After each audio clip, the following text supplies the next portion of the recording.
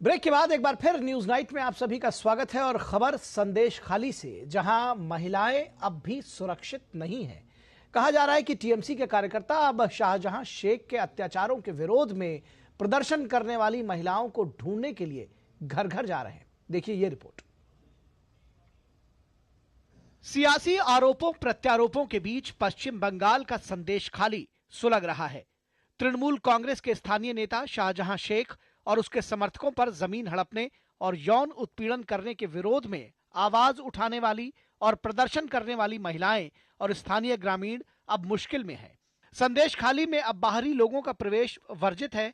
Police ने इलाके की घेराबंदी कर उसे किले में तब्दील कर दिया है और इस बीच टीएमसी कार्यकर्ता प्रदर्शन करने वाली महिलाओं को चिन्हित करने के लिए घर घर जा रहे हैं।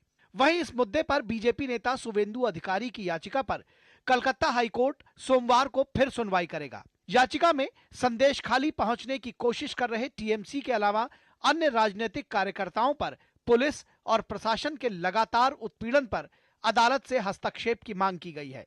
आरोप है कि संदेश खाली को किले में तब्दील करके द्वीपों को मुख्य भूमि से काटकर विद्रोही आवाज को दबाने और पूरे क्षेत्र के जनसांख्यिकीय पैटर्न को बदलने की कोशिश टीएमसी, पुलिस और प्रशासन मिलकर कर रहा है। इस बीच राष्ट्रीय अनुसूचित जाति आयोग ने संदेश खाली में हिंसा, जमीनों पर कब्जे और महिलाओं के यौन उत्पीड़न को बेहद गंभीर बताते हुए राष्ट्रपति को पत्र लिखा है और राज्य में राष्ट्रपति शासन लगाने की अपील की है। पश्चिम बंगाल के संदेश खाली मामले पर भाजपा जांच समिति की संयोजक अन्नपूर्णा देवी का कहना है कि वहां महिलाएं त्रस्त हैं और टीएमसी के गुंडे और पुलिस मिलकर काम कर रहे हैं। संदेश खाली जाने नहीं दिया गया, वहाँ पे हम लोगों को रोका गया। वहाँ टीएमसी के गुंडे और पुलिस दोनों ही बराबर के भागीदार हैं, दोनों ही गुंडागर्दी कर रहे हैं। वहाँ महिलाएं सुरक्षित नहीं है, माँ बहन बहुत परेशान है, बहुत त्रस्त है। कांग्रेस और दूसरे दलों ने भी संदेश खाली हिंसा की निंदा की है। सीपीएम नेता डी राजा ने राज्य सरकार से इस पर तुरंत कार्रवाई करने की मांग की है। It is a very serious matter. The violence needs to be condemned in all possible terms, and the state government is responsible for law and order. Why the violence was allowed in such a way to take place in the state of Bengal, and the chief minister should answer, and why the culprits are yet to be arrested after so many days. गौरतलब है कि संदेश खाली का इलाका नदी द्वीपों और मुख्य भूमि से मिलकर बनता है और नदी पार से बांग्लादेश के जरिए प्रतिबंधित वस्तुओं ही नहीं बल्कि महिलाओं की तस्करी यहां आम बात है। बताया जाता है कि उत्तर और दक्षिण 24 परगना के सुंदरबन डेल्टा वाले इलाके और संदेश खाली जैसे द्वीपों से लड़कियों की तस्करी भारत में सबसे ज्यादा है। ज्यादातर गरीब लड़कियां अनुसूचित जाति से हैं। आरोप है कि पहले वामपंथियों और बाद में टीएमसी ने सुंदरबन के द्वीपों में मुस्लिम आबादी को मजबूत किया। यहां जनसांख्यिकी में बदलाव के साथ एससी समुदाय को किनारे किया जा रहा है। सत्तारूढ़ दल तुष्टीकरण की नीति और वोट बैंक की सियासत के चलते ऐसा कर रहे हैं। सुप्रीम कोर्ट से इस पूरे मामले में दखल देने की मांग वाली याचिका भी दाखिल की गई है। वहीं राष्ट्रीय महिला आयोग की टीम सोमवार को संदेश खाली के दौरे पर जाएगी। कोलकाता से प्रसेनजीत बख्शी के साथ ब्यूरो रिपोर्ट, डीडी न्यूज। तो संदेश खाली में महिलाएं अभी भी सुरक्षित नहीं है, खबर बड़ी है। इस पूरी खबर पर बातचीत करने के लिए हमारे साथ दो लोग जुड़े हुए हैं। एक हमारे संवाददाता प्रसेनजीत बख्शी जो कि कोलकाता से हमारे साथ जुड़े हुए हैं। प्रसेनजीत, स्वागत है आपका। और आशुतोष झा जो कि बीजेपी बंगाल के प्रवक्ता है, वो हमारे साथ जुड़े हुए हैं। इससे आशुतोष, सबसे पहले आशुतोष झा, इससे पहले कि आपके पास आए, प्रसेनजीत बख्शी जी आपसे समझना चाहेंगे कि अपडेट्स आपसे चाहेंगे और साथ ही साथ क्या ये जो खबर आ रही है कि महिलाएं अभी भी सुरक्षित नहीं है, कितना गंभीर है ये? जी निखिल, मैं बार बार जो कह रहा हूं, 6:30 बजे डीजीपी राजीव कुमार ने एक प्रेस कॉन्फ्रेंस की है और उनका जो छोटा सा प्रेस कॉन्फ्रेंस है उसमें जो हम बातें सुनी, तो उनकी बातें और मुख्यमंत्री ममता बनर्जी की जो सेंटेंसेस है, इनमें कोई फर्क हमें नजर नहीं आया। तो पिछले कई दिनों से जो हम कहने की कोशिश कर रहे थे कि यहाँ पे पुलिस और तृणमूल कांग्रेस दोनों मिलकर एक ऐसा स्थिति पैदा कर दिया है कि जो महिलाएं खुलकर सामने आकर अपने जो उत्पीड़न के बारे में बात कही थी, अब इन लोगों को दबाने की कोशिश में है पूरे प्रशासन और शासन।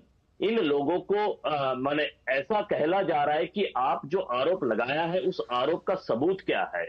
आप सोचिए, जहां पे हिंदुस्तान जैसे जगह पर नॉर्मल स्थिति में महिलाओं ने थाने तक नहीं पहुंचती है और अपने ऊपर हुआ पीड़न के बारे में उन्होंने वहां पे शिकायत दर्ज नहीं करते, तो ये पूरे देश में कुछ ही दिन पहले तक ये एक एक्सेप्टेड फैक्ट हुआ करता था।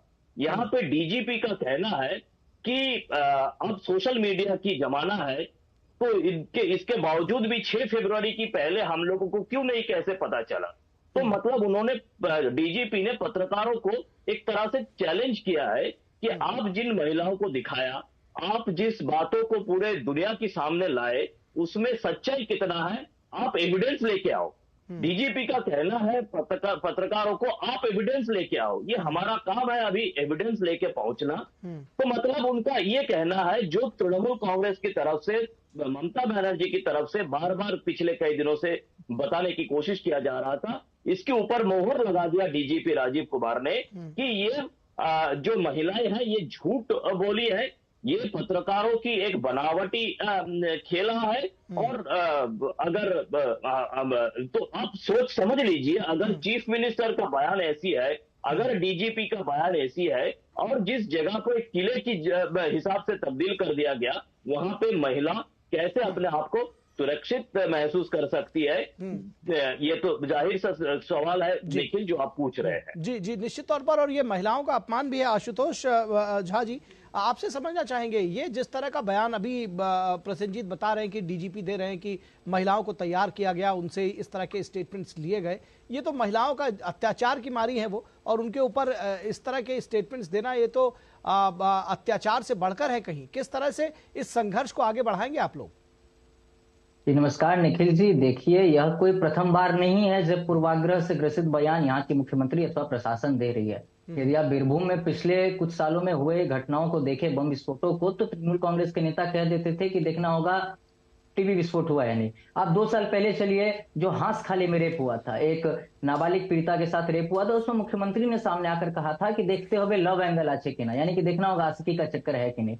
और परसों विधानसभा के सदन में खड़े होकर जो मुख्यमंत्री यह दुस्साहस कर रही है कहने का कि शेख शाहजहां को बीजेपी फंसा रही है षड्यंत्र करके, तो आज राजीव कुमार जो कह रही है होना ही था।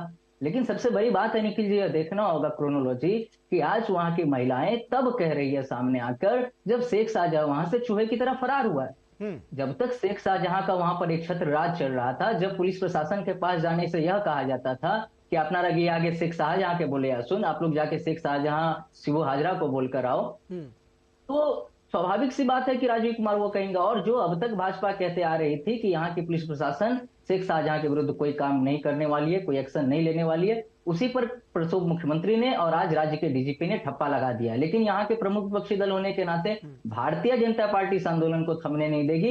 इनका चाल चरित्र सामने आ गया है। पश्चिम बांग्ला निजे में के चाय के नारे के साथ आने वाली मुख्यमंत्री आज महिलाओं को लेकर इतना संवेदनहीन हो गई है, इतना असंवेदनशील बयान दे रही है कि कहीं आरएसएस का बंकर है। यदि आरएसएस समर्थक है तो उनका रेप कर दिया जाए, यदि संदेश खाली में आरएसएस का संगठन है तो उनका बलात्कार कर दिया जाए। ये किस समाज में हम लोग रह रहे हैं, किस तरह की मानसिकता लेकर यहाँ की मुख्यमंत्री चल रही है। ऐसे चीजों को सभी सिविलाइज सोसाइटी को आगे आकर इसका यह करना चाहिए, बहिष्कार करना चाहिए। और भारतीय जनता पार्टी पश्चिम बंगाल इस आंदोलन को नहीं थमने देने वाली है। किस तरह से नहीं थमने देंगे? दरअसल मैं यही जानना चाह रहा था, आपके लोगों को जो टीम गई थी उनको 30 किलोमीटर पहले ही रोक दिया गया, किस तरह से इस संघर्ष को आगे बढ़ाएंगे? कोर्ट गए हैं आप लोग? जी जी जी, देखिए कोर्ट में जब सुओ मोटो कॉग्निजेंस लिया था महामान्य उच्च न्यायालय ने, तो उन्होंने 144 हटाने का ऑर्डर दिया था।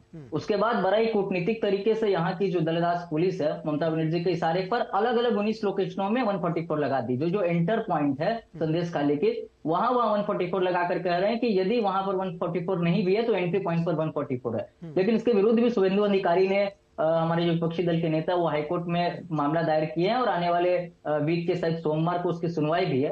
हम ऐसा उम्मीद करते हैं कि माननीय उच्च न्यायालय हमारे गणतांत्रिक अधिकारों की सुरक्षा अवश्य करेगी और वहां जिस तरीके से किसी भी विपक्षी दल को जाने से रोका जा रहा है। वहां तृणमूल कांग्रेस की प्रतिनिधि रोज घूम रहे हैं। आप तृणमूल कांग्रेस ने एक वीडियो जारी किया है कि वहां घूम घूम कर वहां का हाल चाल ले रहे हैं। अब कैसा हाल चाल ले रहे हैं ये तो सबको पता है। वहां विपक्षी दल के नेता नहीं जाएंगे। दो कल केंद्रीय मंत्री प्रतिमा भौमिक और अन्नपूर्णा देवी को नहीं जाने दिया गया। यह जो तृणमूल कांग्रेस के इशारे पर पुलिस सभी कानून को तोड़ने का, सभी को हाथ में लेने का काम कर रही है, ये एक बार हाईकोर्ट की उस टिप्पणी को याद दिलाती है जब 2021 में पोस्ट पोल वायलेंस के दौरान हाईकोर्ट ने कहा था कि यहाँ शासक का कानून चलता है, कानून का शासन नहीं चलता है। इस पर ममता बनर्जी की पुलिस एक बार फिर टिप्पणी, इस पर ठप्पा लगा रही है। लेकिन मुझे ऐसा आशा है कि हाईकोर्ट फिर से हमारे पक्ष में कुछ ना कुछ ऐसा, माने हमारे क्या, वहां संदेश खाली की पीड़िताओं के पक्ष में कुछ जजमेंट देगा। और यदि नहीं भी देती है, यदि 144 रहेगी भी, हमारे एक एक नेता वहां पर पहुंच रहे। अब देखिए, वहां गुंडा और मवाली और बम विस्फोट लेकर तो हम लोग जा नहीं सकते। या तो हम गणतांत्रिक तरीके से आंदोलन कर सकते हैं, अथवा या तो हम कानून का दरवाजा खटखटा सकते हैं। और केंद्र सरकार की नजर में भी है, एनसीएससी की कमीशन आई थी,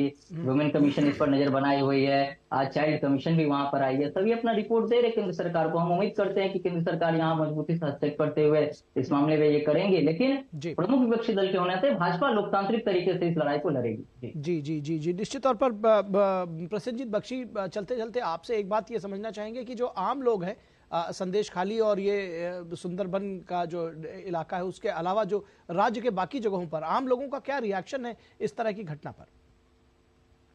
देखिए निखिल, अगर आप बात करें आम लोगों की, तो आम लोगों को ये समझ में आ गया कि किस तरह से यहाँ पे महिलाओं की जो आवाज है वो आवाज को दबाने की कोशिश किया जा रहा है पिछले 10 दिनों से। और उसके पहले भी लोगों को ये पता है कि यहाँ पे इस एरिया में, इस बांग्लादेश से सटे हुए जगह पर किस तरह से महिलाओं को किस स्थिति में अपना दिन गुजारना पड़ता है, ये लोगों को पता है। और आज ये सब कुछ हो जाने के बाद, पिछले कई दिनों से, मतलब जिस दिन शेख शाहजहां की घर पे ईडी का रेड हुआ, उसके बाद से लोगों को ये समझ में आ गया कि ये सिर्फ संदेश खाली की बात नहीं है। ये अगर संदेश खाली की बात करें, ये बीरभूम की बात करें, ये मुर्शिदाबाद की बात करें, ये उत्तर दिनाजपुर की बात करें, ये दक्षिण 24 परगना की बात करें, तो हर जगह पे ऐसी स्थिति है। लोग अपने चाय की दुकान पे इसके बारे में चर्चा में लगे हुए हैं। और लोगों का सोच यह है कि इस तृणमूल कांग्रेस जो देखिए, आने वाले चुनाव में क्या कि कौन किसको वोट देंगे ये तो सोचना हमारी काम नहीं है, लेकिन लोगों के दिमाग में ये घुस गया है कि जो जारी है संदेश खाली में वो गलत है। और यहाँ पे तृणमूल कांग्रेस की और पुलिस की बीच में जो साठगांठ है ये गलत है। ये लोगों के दिमाग में घुस गए हैं और इससे छुटकारा मिलना जरूरी है, ये भी लोग सोचने लगे हैं निखिल। जी जी जी निश्चित तौर पर एक जागृत लोकतंत्र की ये निशानी है। बहुत शुक्रिया इस तमाम बातचीत और जानकारी के लिए प्रसेनजीत बख्शी और आशुतोष झा, अपने तमाम विचार हमारे साथ साझा करने के लिए बहुत शुक्रिया।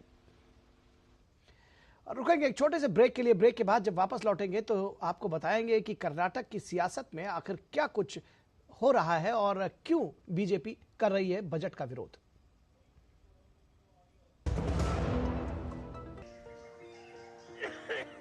अरे भाई, तुम्हें तो बहुत खांसी आ रही है। चलो, पास में ही आयुष्मान आरोग्य मंदिर है, दिखा दूं।